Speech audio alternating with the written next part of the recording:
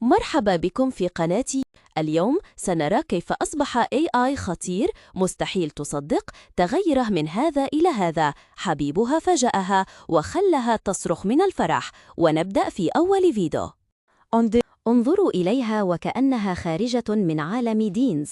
بدأنا نرى كثيرا من هذا على التيك توك والإنستغرام، وكأنه كل الفتيات بدأت تشبه بعضها كثيرا، وكأنها توأم بعضها، فما تفرق بين هاي ولا غيرها. وهيك منكتشف إنه هذا AI، يعني هذه البنت هي فقط ذكاء اصطناعي. نعم، صحيح أنها الآن لم نعد نفرق بين الذكاء الاصطناعي والحقيقي، وهذا ما جعل الناس تصدق أي شيء تراها على التيك توك والإنستغرام.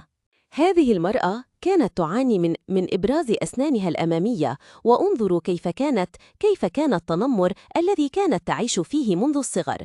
لكن بفضل هذا الدكتور لن تصدق الآن كيف أصبحت بعد عملية جراحية.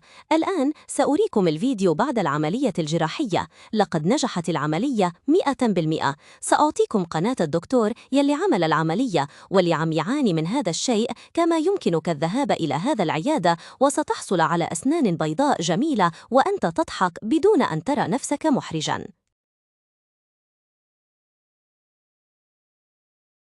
كم من امرأة تحلم أن يفاجئها زوجها مثل ما فعل هذا الرجل مع زوجته. لقد فاجأها في يوم عيد ميلادها مفاجأة ما كانت تتوقعها. علق صورها على الحيطان ورش لها زهوراً على الأرض وكأنهم من عالم الأحلام. وكما نرى تصرخ من السعادة لما فعل لها زوجها في عيد ميلادها. وأنت كيف يفاجئك زوجك بعيد ميلادك؟ وهذا كل شيء اليوم. أراكم في أمان الله.